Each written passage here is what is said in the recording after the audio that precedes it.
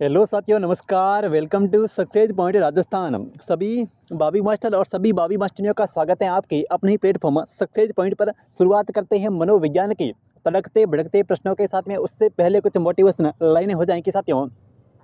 माना चलती कठिन परीक्षा, माना चलती कठिन परीक्षा, मेहनत मेरा हथियार है, गुरुओं से लेकर दीक्षा अर्जुन, रन को तैयार, सबर का मैया, बांध न टूटे, गला किस्मत का घोटूंगा, और चंद महीने बाकी हैं बस बन शिक्षक लौटूंगा। चलिए करते हैं शुरुआत। जो भी विद्यार्थी चैनल के ऊपर पहली बार विजिट कर रहे हैं उनसे निवेदन रहेगा कि चैनल को जो है वो सब्सक्राइब जरूर कर लें। चलिए फर्स्ट क्वेश्चन देखिए।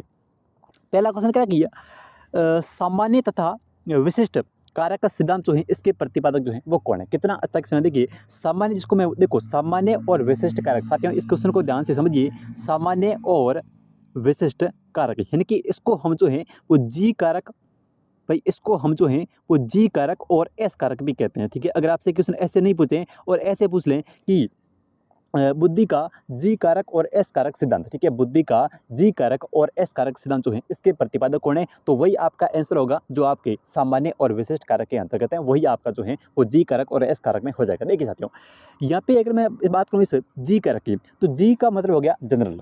ठीक है, जी का मतलब क्या हो गया, जी का मतलब हो गया जनरल, और एस का मतलब हो गया स्पेशल। ठीक है, एस का मतलब क्या हो गया, स्पेशल यानी कि विशिष्ट। ठीक है, अब देखिए बुद्धि का जो सामान्य और विशिष्ट कारक का जो सिद्धांत है, ठीक है, इसके प्रतिपादक कौन है, अल्फ्रेड बिने हैं, स्पेयरमैन है, गिलफोर्ड है, या फिर थ्रस्टन। साथियों तो इसके अगर प्रतिपादक पूछे आपसे तो करना है कौन से, इसके प्रतिपादक हो जाएगा भाई स्पेयरमैन। ठीक है, स्पेयरमैन यानी कि दो मैन। ठीक है, स्पेयरमैन यानी कि दो मैन, तो ऑप्शन नंबर आपका दो से होगा स्पेयरमैन। स्पेयरमैन ने ये सिद्धांत जो है वो दिया था 1904 के अंदर। ठीक है, इनकी स्पेयरमैन का जो द्विकारक बुद्धि का सिद्धांत है, ठीक है, सामान्य या फिर विशिष्ट बोल दे, या फिर इसको आप बोलेगी बुद्धि का कौन सा, द्विकारक बुद्धि का सिद्धांत। अगर आपसे क्वेश्चन पूछें कि बुद्धि का द्विकारक सिद्धांत, ठीक है, यानी कि द्विकारक बुद्धि का सिद्धांत, इसके प्रतिपादक कौन है, तो भी करेंगे क्या, स्पेयरमैन। अगर आपसे पूछे कि सामान्य और विशिष्ट कारक बुद्धि का सिद्धांत जो है ये किसने दिया है, तो ये भी दिया है स्पेयरमैन ने। अगर आपसे पूछे कि बुद्धि का जी कारक और एस कारक जो सिद्धांत है ये किसने दिया, तो भी ये स्पेयरमैन ने ही दिया। तो यहाँ पे अगर हम जो है वो समझने की कोशिश करते हैं, देखिए बुद्धि का द्विकारक सिद्धांत, कारक कितने हैं, दो। एक तो होता है सामान्य, एक होता है विशिष्ट यानी कि स्पेशल। ठीक है, तो ऑप्शन नंबर आपका दो से होगा यहाँ पे। इस पर मैंने दिया है 1904 के अंदर द्विकारक बुद्धि का सिद्धांत। ठीक है, देखो अगर हम यहाँ पे अल्फ्रेड बिने की बात करें साथियों, अगर अल्फ्रेड बिने ने जो बुद्धि का सिद्धांत दिया है वो है बुद्धि का एक कारक। ठीक है, ओनली फॉर वन फैक्टर। ठीक है, अगर आपसे क्वेश्चन पूछते हैं कि भाई बुद्धि का एक कारक बुद्धि का सिद्धांत, ठीक है, एक कारक ओनली फॉर वन फैक्टर बुद्धि सिद्धांत के प्रतिपादक कौन है, तो अपने करना है अल्फ्रेड बिने। ठीक है, अल्फ्रेड बिने ने बुद्धि का एक कारक बुद्धि का सिद्धांत दिया है। ठीक है, और ये चर्चा हमने कंप्लीटली कर चुके हैं पहले, तो इसके बारे में ज़्यादा डिटेल्स में नहीं पढ़ेंगे। सिर्फ और सिर्फ आपको नाम जो है वो याद करके जाना है, क्योंकि फाइनल पड़ाव पर है। ठीक है, देखिए गिलफोर्ड, अगर आपसे पूछें कि बुद्धि का त्रिआयामी, ठीक है, त्रिआयामी बुद्धि का सिद्धांत, ठीक है, त्रिआयामी बुद्धि का सिद्धांत, इसके प्रतिपादक कौन है, तो इसके प्रतिपादक हो जाएंगे गिलफोर्ड। ठीक है, गिलफोर्ड ने बुद्धि का त्रिआयामी सिद्धांत दिया जिसके अंदर तीन आयाम होते हैं। कितने आयाम होते हैं, तीन आयाम होते हैं। पहला कौन सा हमने पढ़ा था, पहला कौन सा भाई, संक्रिया या फिर प्रक्रिया, जिसको अंग्रेजी में हम कहेंगे प्रोसेस। ठीक है, दूसरा कौन सा था, दूसरा था विषय वस्तु। ठीक है, और तीसरा कौन सा था, तीसरा था साथियों उत्पादन।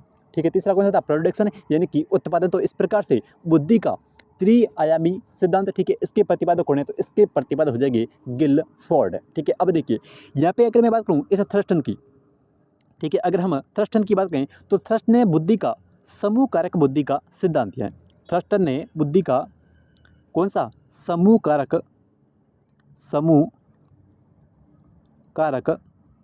बुद्धि का सिद्धांत। मैंने आपको कहा था कि थ्रस्टन एकमात्र ऐसे मनोवैज्ञानिक है जो कभी भी अकेले नहीं आते हैं, ये हमेशा जो है वो समूह के अंतर आते हैं। ठीक है, जो थ्रस्टन जो है ये हमेशा समूह में आते हैं, इसलिए ऐसे याद रखना कि थ्रस्टन का कौन सा, समूह कारक बुद्धि का सिद्धांत। और ये भी एक बार रिवाइज कर लेते हैं, अल्फ्रेड बिने एक कारक बुद्धि का सिद्धांत, और स्पेयरमैन ने द्विकारक बुद्धि का सिद्धांत, और उसके बाद में गिलफोर्ड त्रिआयामी बुद्धि का सिद्धांत, और थर्स्टन समूह कारक बुद्धि का सिद्धांत। ठीक है, तो इस क्वेश्चन का ऑप्शन नंबर यहाँ पे दो, जिन मास्टर और जिन मास्टरियों का आ रहा है भाई सिलेक्शन फिक्स है। ठीक है, चलिए नेक्स्ट क्वेश्चन देखिए, अगला प्रश्न। अगला जो क्वेश्चन है साथियों ये है वापस स्पेयरमैन को लेकर के। ठीक है, स्पेयरमैन ने बुद्धि सिद्धांत पे बुद्धि के कितने कारक जो हैं वो बताए, तो बुद्धि में जो कारक बताए हैं वो बताए हैं दो यहाँ पे। ठीक है, कितने कारक? 2 कारक। वैसे जो है वो यहाँ पे कई बार 3 लिखा हुआ आता है, लेकिन यहाँ पे आपको जहाँ तक मेरा मानना है आपको 2 जो है वो, क्योंकि बाद में जो है वो स्पेयर मैंने यहाँ पे 3 कारक भी दे दिए थे, ठीक है, लेकिन वास्तव में जो पहले दिए थे 2, वो आपको 2 जो है वो यहाँ पे सही मानना है, यानी कि 2। ठीक है, तो ऑप्शन नंबर आपका यहाँ पे बी सही होगा, यानी कि 2 कारक। ठीक है, एक तो होता है सामान्य और एक होता है विशिष्ट, यानी कि एक होता है जी कारक, एक होता है एस कारक, और वापस यानी कि फिर बाद में जो है वो तीसरे कारक को भी जो है वो यहाँ पे स्पेयर मैन के द्वारा जोड़ा गया। तो ऑप्शन नंबर आपका 2 सही होगा यहाँ पे, यानी कि 2 कारक। चलिए नेक्स्ट क्वेश्चन देखिए। अगला क्वेश्चन वही स्पेयरमैन को लेकर के, बुद्धि का द्विकारक, बुद्धि का सिद्धांत किसने दिया? तो ये हमने पढ़ लिया, किसने दिया था? स्पेयरमैन के द्वारा 1904 में। ये बुद्धि का द्विकारक जो सिद्धांत है, इसके प्रतिपादक कौन है? इसके प्रतिपादक हो जाएगी स्पेयरमैन। ठीक है, चलिए अगला प्रश्न देखिए। अगला क्वेश्चन है बुद्धि का त्रिआयामी सिद्धांत। ठीक है, इसके प्रतिपादक कौन है? कितना अच्छा क्वेश्चन है। तो ये हमने देखो बुद्धि का जो त्रिआयामी सिद्धांत है, ठीक है, इसके प्रतिपादक कौन है? तो प्रतिपादक हो जाएगी गिलफोर्ड। अब आपसे क्वेश्चन क्या पूछा जाएगा वो ध्यान से सुनिए। ठीक है, यानी कि बुद्धि का जो त्रिआयामी सिद्धांत है, इसके प्रतिपादक तो गिलफोर्ड हो गए। ठीक है, 3 आयाम कौन से वो ध्यान से समझिए। ठीक है, पहला जो आयाम है साथियों, पहला जो आयाम है वो होता है संक्रिया। पहला कौन सा? संक्रिया। ठीक है, दूसरा जो आयाम है वो होता है कौन सा? विषय वस्तु, विषय वस्तु। ठीक है, तीसरा जो है वो है प्रोडक्शन, यानी कि उत्पादन। ठीक है, अब समझिए, यानी कि सबसे पहला आपसे क्वेश्चन या तो पूछा जाएगा कि बुद्धि का त्रिआयामी सिद्धांत किसने दिया है, ठीक है, या फिर पूछेगा कि बुद्धि त्रिआयामी सिद्धांत के अंदर कितने आयाम है? तो 3 आयाम है। ठीक है, यहाँ पे समझने वाली बात यह है कि यहाँ पे इनके अंदर अलग अलग फैक्टर हैं। संक्रिया के अंदर अलग फैक्टर हैं, विषय वस्तु के अंदर अलग फैक्टर हैं, और इस उत्पादन के अंदर जो है वो अलग फैक्टर हैं। तो ध्यान रहे कौन सा फैक्टर जो है वो किसका है। ठीक है, देखिए अगर हम इस संक्रिया की बात करें तो क्वेश्चन आपसे पूछेगा कि निम्नलिखित में से बताइए चिंतन जो है ये गिलफोर्ड का त्रिआयामी बुद्धि का सिद्धांत है, इसमें से ये चिंतन जो है ये किसका भाग है? ठीक है, चिंतन जो है ये साथियों किसका भाग है? तो करना है संक्रिया का। ठीक है, इस प्रकार से जैसे आ जाए कि संज्ञान जो है ये किसका भाग है? भाई जो भी चीज़ें अपने माइंड के अंदर चल रही है साथियों, जो भी चीज़ें अपने माइंड के अंदर, दिमाग के अंदर चल रही हैं, उसको हम बोलते हैं संक्रिया। तो ये जो भी चिंतन आ जाए, अपसारी पूछें या फिर अभिचारी पूछें या फिर आपसे संज्ञान पूछे, इन सभी का संबंध जो है वो मेमोरी पूछे, बुद्धि पूछें, तो इनका संबंध किससे है? इस संक्रिया से है। एक बार क्वेश्चन पीछे पूछा गया था आपके रीड के अंदर कि दृश्य और सर्वे सामग्री, दृश्य और सर्वे सामग्री, साथियों दृश्य और सर्वे सामग्री का संबंध जो है वो गिलफोर्ड के त्रिआयामी सिद्धांत में किस विमा से है? ठीक है, दृश्य और सर्वे सामग्री जो भी आपको दिखाई दे रही है, जो भी आपको सुनाई दे रही है, उसका संबंध जो है वो गिलफोर्ड के त्रिआयामी त्रिआयामी बुद्धि का सिद्धांत है, उसके किस विमा से है? ठीक है, तो ये जो है वो आता है विषय वस्तु के अंतर्गत। एक चीज़ यहाँ से ध्यान रखना, अगर आपसे पूछें सीधा कि भाई मूल्यांकन की प्रक्रिया, ये इंपॉर्टेंट ध्यान रखना, मूल्यांकन जो है ये संक्रिया का पार्ट है साथियों, मूल्यांकन जो है ये संक्रिया का पार्ट है। बाकी देखो जो भी माइंड के अंदर जो चीज़ें चलती हैं वो उसे आप खुद पता लगा सकते हैं कि कौन सा जो है वो इस संक्रिया का भाग है। तो मूल्यांकन अच्छे से ध्यान रखना, ये जो मूल्यांकन की प्रक्रिया है ये इस संक्रिया का हिस्सा है। ठीक है, जो भी चीज़ें हमें दिखाई दे रही है, जो भी वस्तुएं हमें सुनाई दे रही है, ठीक है, वो किसका भाग है? वो है इस विषय वस्तु का, जिसके अंदर दृश्य और सर्वे सामग्री आती है। ठीक है, उसके बाद में उत्पादन। अब उत्पादन जो है ये आता है इकाई के अंदर, उत्पादन आएगा किसके अंदर? वर्ग के अंदर। उत्पादन वर्ग में आ सकता है, ठीक है, उत्पादन जो है वो संबंध में आ सकता है, संबंध के अंतर्गत। तो इस प्रकार से ये अलग अलग पार्ट हैं, और बुद्धि का त्रिआयामी जो सिद्धांत है इसके जो प्रतिपादक हैं वो है गिलफोर्ड। तो यहाँ से आपका क्वेश्चन ऑप्शन नंबर आपका सी यहाँ पे से होगा, गिलफोर्ड ने दिया है बुद्धि का त्रिआयामी सिद्धांत। और ये आपको ये देखो संक्रिया के अंदर कौन से पार्ट है ध्यान रखना, विषय वस्तु में कौन से और उत्पादन के अंदर कौन कौन से आते हैं, इनको आप एक बार बुक के अंदर लिखे हुए अच्छे से देख कर जाना। और क्वेश्चन जो है आजकल जो पेपर होता है वो थोड़ा लेवल का आता है, ठीक है, और लेवल के पेपर में कभी भी आपसे सीधा नहीं पूछता है कि बुद्धि का त्रिआयामी जो सिद्धांत है ये किसने दिया है। आपसे क्वेश्चन पूछेगा कि निम्नलिखित में से कौन सा संक्रिया का पार्ट है, निम्नलिखित में से कौन सा विषय वस्तु का पार्ट है, और निम्नलिखित में से कौन सा उत्पादन का पार्ट है। ठीक है, तो ध्यान रहे इनको, जो इनके जो घटक हैं, ठीक है, संक्रिया के घटक है, विषय वस्तु के और उत्पादन के जो घटक है, इनको अच्छे से आपको जो है वो देख के जाना है। मैंने आपको इतना कहा है कि जो भी चीज़ें अपने माइंड से, क्योंकि दिमाग से जो भी चीज़ें हम करते हैं, जो भी हम चिंतन करते हैं, अपसरी हो गया, अभिचरी हो गया, ठीक है, तो ये सारी चीज़ें संक्रिया हैं। जो चीज़ें और जो वस्तुएं हमारे सामने हैं, ठीक है, जो दृश्य और सर्वे सामग्री है वो होती है विषय वस्तु, और जो भी रिजल्ट आता है, जो भी उत्पादन आता है, रिजल्ट आता है, वो सारा क्या है, वो सारी उत्पादन के घटक है। तो यहाँ पे आपका ऑप्शन नंबर डी सही होगा, यानी कि गिलफोर्ड का है। ठीक है, चलिए अगला क्वेश्चन। अगला जो प्रश्न है वो कहना कि निम्न में से कौन सा गिलफोर्ड के त्रिविमीय बुद्धि सिद्धांत की विषय वस्तु का आयाम घटक नहीं है। अब देखिए ये क्वेश्चन आपका पूछा गया है।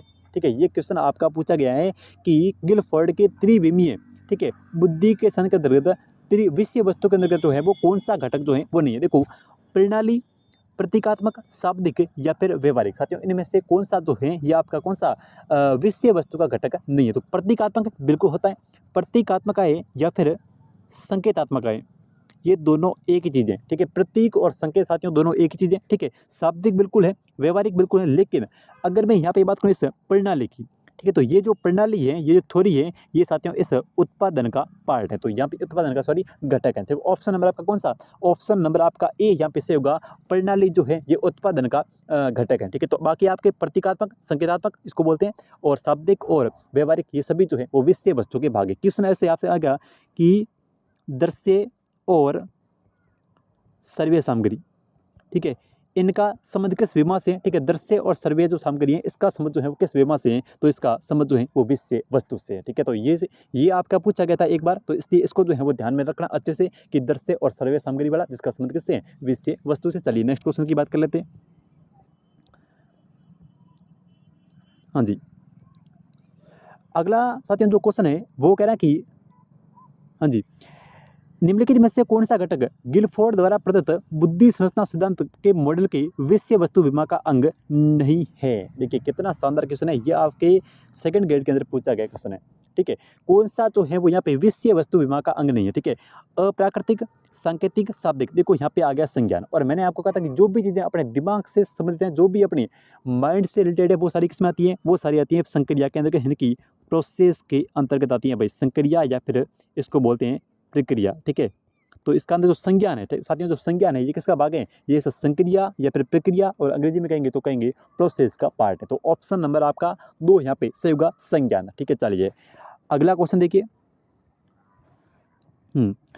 अगला जो प्रश्न है वो कह रहा कि एल थॉर्नडाइक द्वारा प्रतिपादित, ठीक है, थॉर्नडाइक के द्वारा प्रतिपादित मानसिक क्षमता जिसका उपयोग व्यापार, व्यवसाय और हस्तकला आदि के क्षेत्र में किया जाता है, उसको जो है वो क्या कहते हैं साथियों, तो उसको हम कहेंगे कौन सी बुद्धि, उसको हम कहेंगे मूर्त बुद्धि।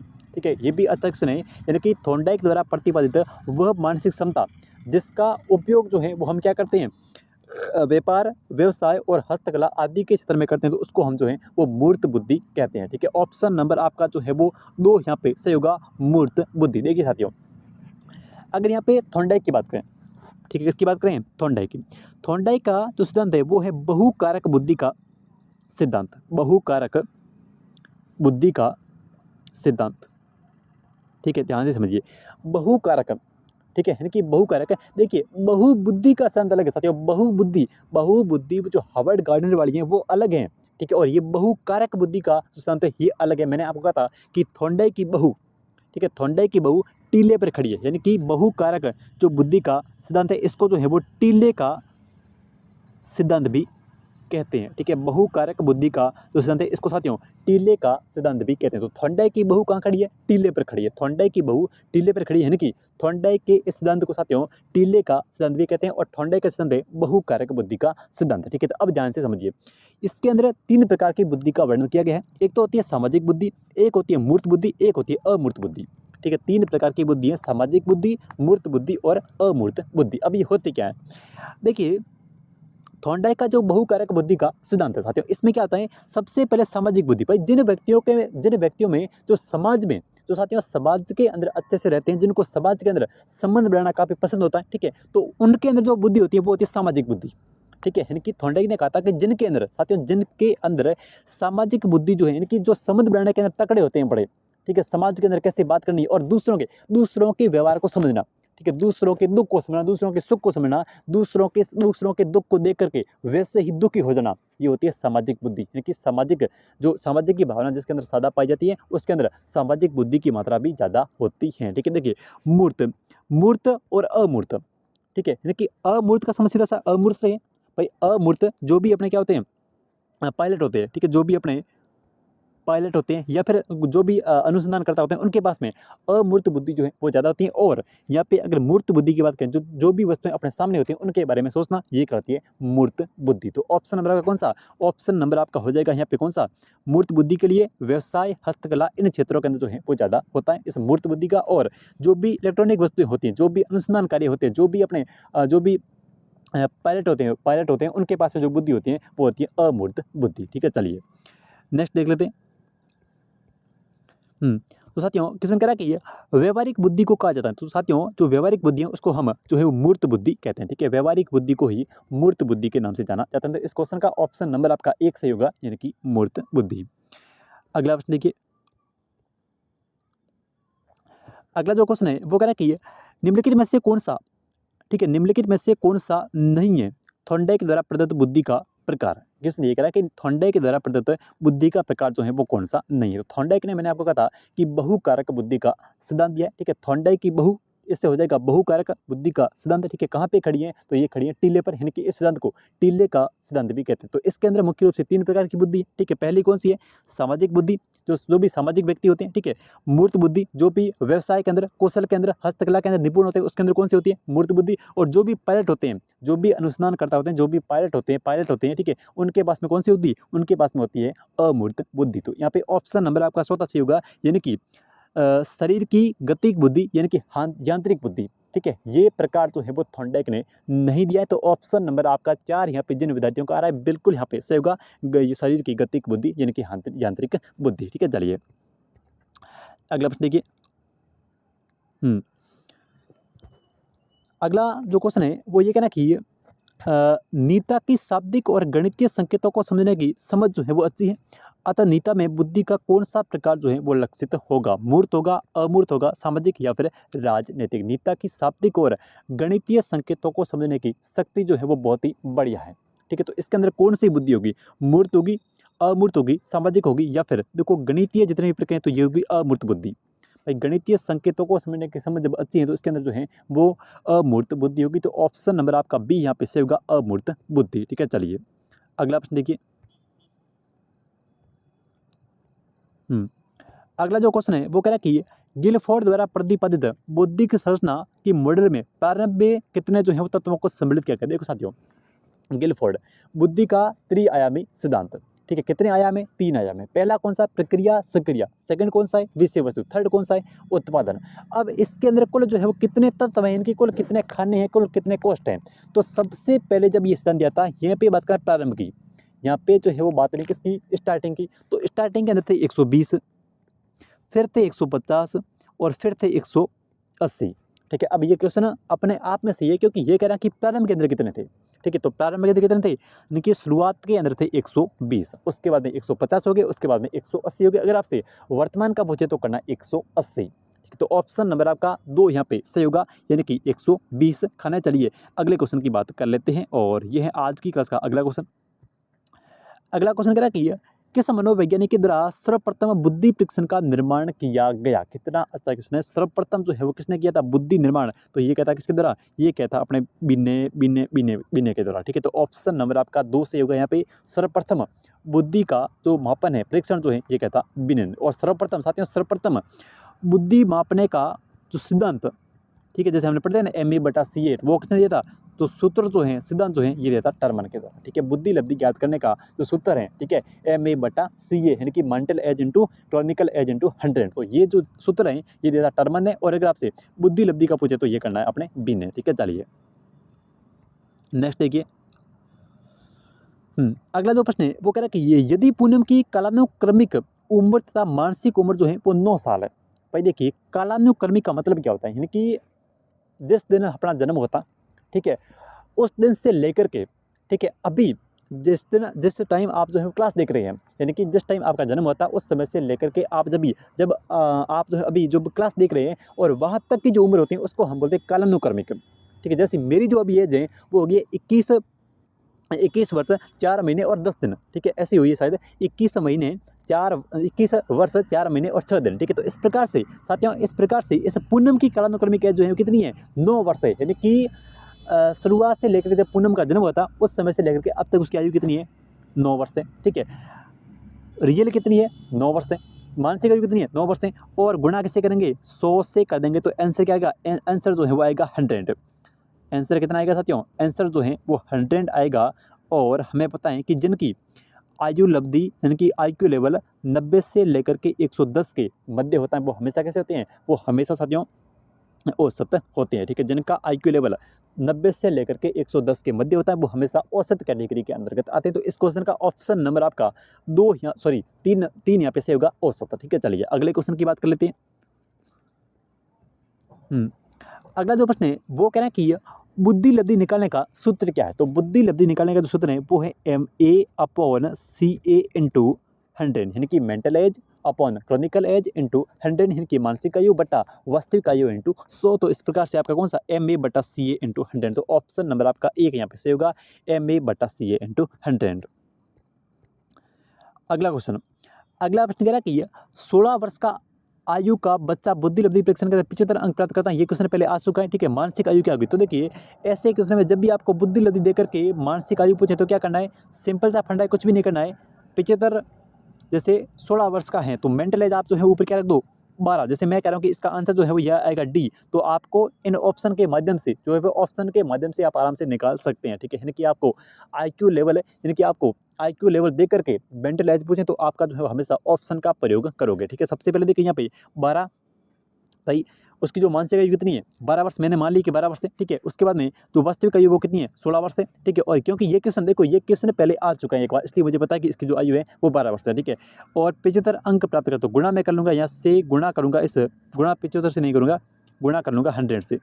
ठीक है, गुणा करेंगे 100 से। तो इस प्रकार से जैसे 100 को जब मैं 120 से गुणा कर लेता हूँ तो ये हो जाएगा 100 और 100 कितना हो जाएगा 1200 और 1200 के अंदर भाग दूंगा 16 का तो ये आ जाएगा कितना 75 आ जाएगा। तो इस प्रकार से यानी कि आप जो है इस प्रकार से ऑप्शन जो है इसको आप ऐसे रखोगे यहाँ पे चारों को ऊपर मेंटल एज में और नीचे जो है वास्तविक आयु लिख करके उसको अप्लाई करेंगे, किससे गुणा करेंगे 100 से, तो आ जाएगा बुद्धि लब्धि जो है वो आ जाएगा। यानी कि ये सिर्फ और सिर्फ आपको क्या करना है यहाँ पे सिर्फ और सिर्फ ये देखना है कि सही है या फिर नहीं है। बस चारों ऑप्शन जो होते हैं इनको सिर्फ ऊपर आपको रखना है। ठीक है, मैं जो मेंटल एज है इसकी जगह आप रखोगे और नीचे वास्तविक आयु में 100 लिखोगे, वास्तविक आयु लिखेंगे और गुणा जो है वो 100 से करेंगे। तो अपने आप अगर ये आ रहा है तो आपका आंसर जो है वो बिल्कुल करेक्ट है। ठीक है, चलिए अगला क्वेश्चन कह रहा है कि निम्न में से वास्तविक सामूहिक परीक्षण जो है वो कौन सा है। इनमें से कौन सा जो है वो वास्तविक सामूहिक परीक्षण है। ठीक है,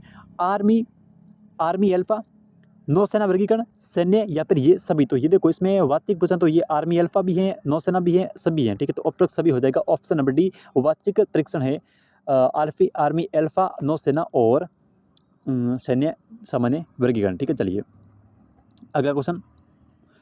अगला जो प्रश्न है वो कह रहा है कि निम्नलिखित में से कौन सा सामूहिक शाब्दिक बुद्धि परीक्षण है। आर्मी बीटा नहीं है, अगर आर्मी यहाँ पे आता एल्फा, आर्मी साथियों अगर यहाँ पे आर्मी एल्फा आता ना एल्फा तो आप सही कर देते, लेकिन यहाँ पे आर्मी बीटा जो है वो अशाब्दिक है। आर्मी जो बीटा है ये हमेशा ध्यान रखना अशाब्दिक है। ठीक है, ये है रेवेंस प्रोग्रेसिव मैट्रिसेस परीक्षण या फिर आर्मी एल्फा या फिर वेस्लर बेलेव्यू बुद्धि परीक्षण। तो कौन सा ऑप्शन नंबर आपका एक यहाँ पे से होगा आर्मी अल्फा। ठीक है, आर्मी अल्फा जो परीक्षण है ये हमेशा कैसा है, ये हमेशा शाब्दिक बुद्धि परीक्षण। तो इस क्वेश्चन का ऑप्शन नंबर आपका सी से होगा। आर्मी अल्फा परीक्षण हमेशा कैसा है, शाब्दिक बुद्धि परीक्षण है, और आर्मी बीटा जो है ये हमेशा अशाब्दिक बुद्धि परीक्षण है। तो इस क्वेश्चन का आंसर आप सभी विद्यार्थी कमेंट करके बताएंगे। क्वेश्चन करा कि आर्मी अल्फा परीक्षण जो है ये किसका उदाहरण है। इन चारों में से आपको एक जो है वो चुनना है। ऑप्शन एक देखिए शाब्दिक सामूहिक बुद्धि परीक्षण, अशाब्दिक व्यक्तिगत बुद्धि परीक्षण, अशाब्दिक सामूहिक बुद्धि परीक्षण या फिर शाब्दिक व्यक्तिगत बुद्धि परीक्षण। बताइए कौन सा ऑप्शन इसमें से जो है वो सही हो जाएगा। मिलते हैं एक नई क्लास में, तब तक के लिए जय हिंद जय भारत।